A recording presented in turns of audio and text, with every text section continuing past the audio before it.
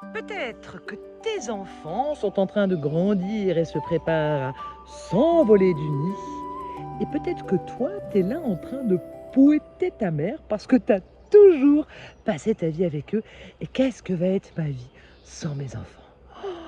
Alors dans cette vidéo, je te partage à partir de mon expérience comment on peut préparer ce grand départ pour qu'il soit merveilleux pour toi et pour tes enfants. Alors on parle souvent du syndrome du nid vide, de ce moment où nos enfants s'en vont, euh, quittent notre foyer, où d'un seul coup on n'a plus à s'occuper d'eux parce qu'ils sont autonomes.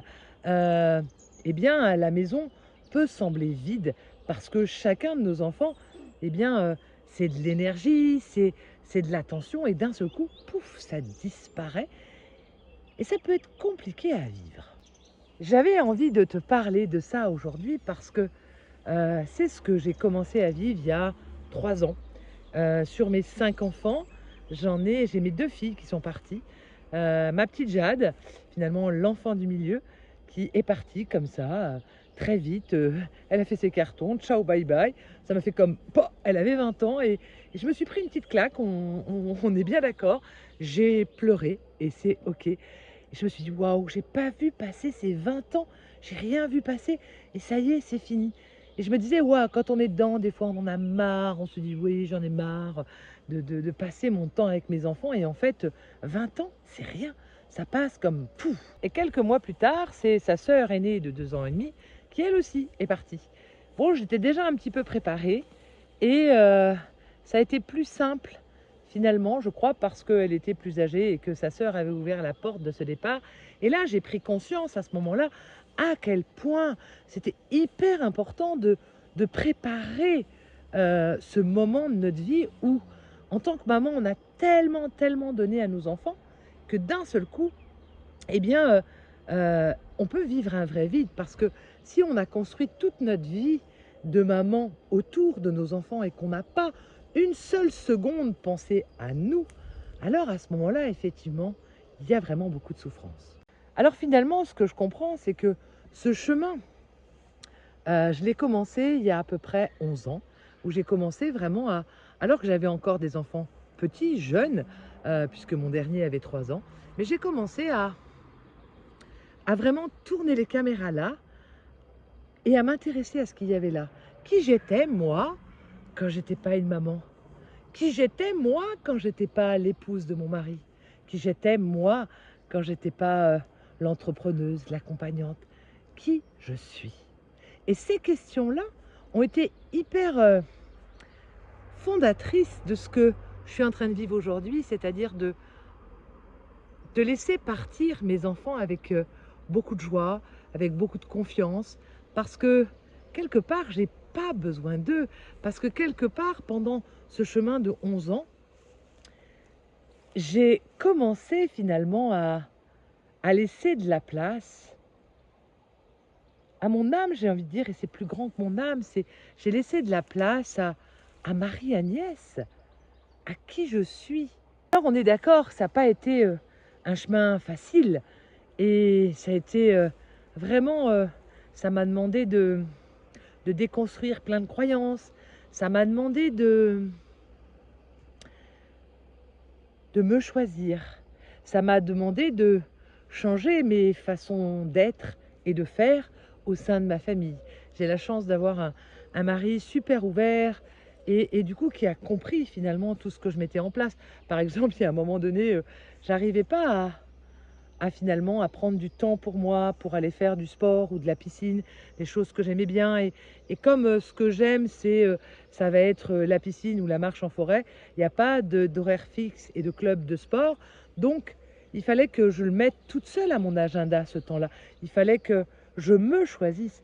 Et ça était quelque chose de très difficile. Parce que je me souviens que des fois, je râlais, je disais, oui, mais toi, tu as de la chance, parce que mon mari fait du sport en club. Et je dis, oui, toi, tu as de la chance. Moi. Il me dit, mais c'est toi qui prends pas le temps. Et je me disais, ouais, il a raison. Et puis, à un moment donné, j'ai bossé avec un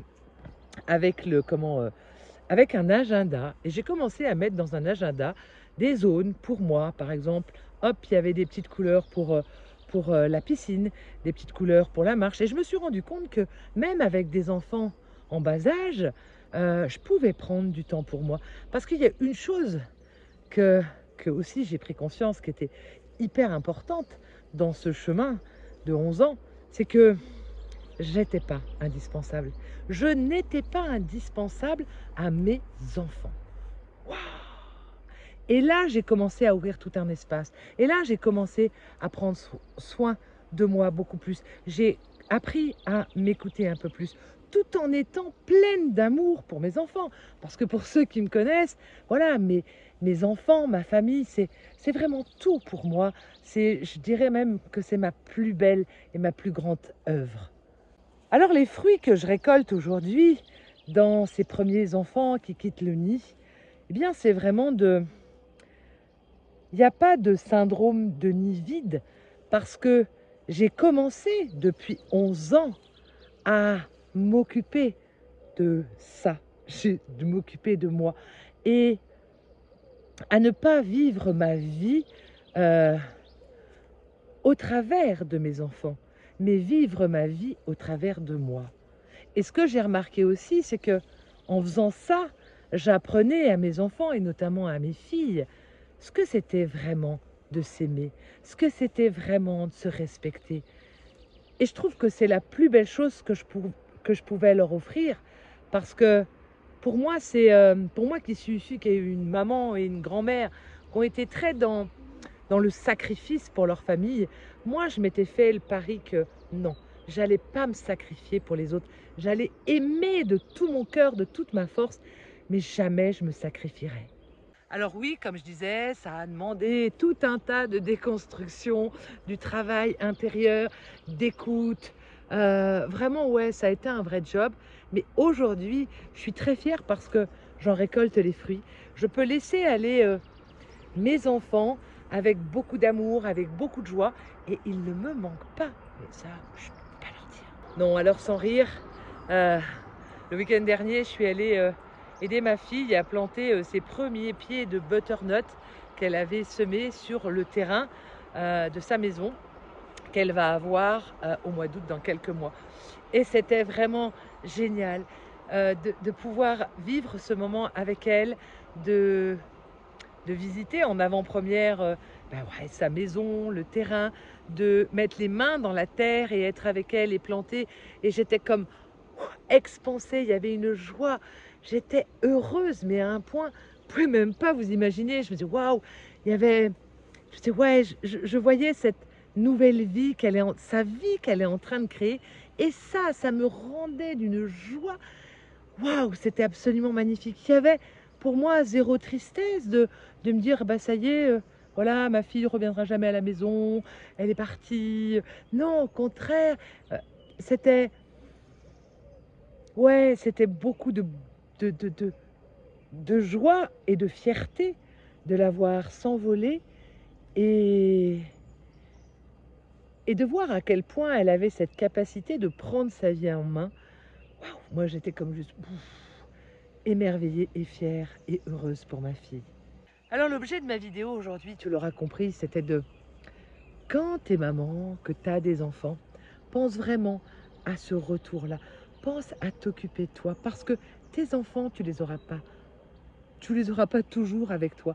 Donc, plus tu vas finalement quelque part préparer ce départ euh, pour ne pas te retrouver à vivre le syndrome du nid vide, parce qu'il y a beaucoup de femmes qui souffrent énormément, ces femmes qui ont passé leur vie que autour de leurs enfants, qui n'ont pas pensé une seule seconde à elles, à ce qu'elles aimaient, à ce qui était cher pour elles, qui ont pris ce rôle de maman dans l'entièreté de leur vie. Ben, le jour où l'enfant s'en va, ça veut dire que ce rôle de maman, il disparaît. C'est l'horreur, c'est le vide, et ça peut faire sombrer dans la dépression et être super mal. Mais c'est pas une fatalité, c'est vraiment, à mon sens, c'est quelque chose qui se prépare bien en amont, et, et ça commence par des petits pas, à se poser des questions, à se dire, ok, la question que j'adore, c'est qui suis-je quand je suis pas une maman? Et là, t'écoutes les réponses, et souvent, au début, moi je me souviens, c'était le grand vide, hein. Quand je me posais cette question, c'était comme, ouais, qui suis-je quand je suis pas une maman? Mais à force de me poser cette question et à force de faire des explorations, eh ben, je me suis retrouvée vraiment de plus en plus. Alors pour finir cette vidéo, j'aimerais te citer la phrase de Khalil Gibran. Vos enfants ne sont pas vos enfants, ils sont les fils et les filles de l'appel même à la vie. Waouh! Voilà, c'est vraiment important de se rappeler que ce rôle de parent, ce n'est qu'un rôle, mais ce n'est pas toi. Et donc, d'où l'importance d'aller te rencontrer toi pour, euh, pour te connaître et savoir qui tu es toi. Être parent, ce n'est qu'un rôle et tu ne le vivras pas toute ta vie. Donc, qui tu seras, qu'est-ce que tu feras quand tes enfants s'envoleront et quitteront le nid? Parce que c'est hyper important d'y penser en amont et pour préparer le terrain le jour où tes enfants s'envoleront et que ça se passe de la meilleure des façons pour toi et pour tes enfants. Voilà, je crois que j'ai fait le tour de mon propos. Euh, N'hésite pas à me dire en commentaire comment mes propos sont venus résonner en toi. Peut-être que effectivement cette étape des enfants qui s'en vont de la maison, tu l'appréhendes, peut-être que tu l'as vécu.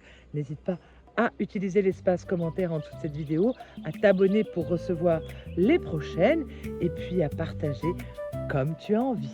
Voilà, moi je te souhaite tout le meilleur au cœur de ta vie. Prends bien soin de toi, écoute ce qu'il y a là dans ton cœur et puis moi je t'envoie lot of love. Bye.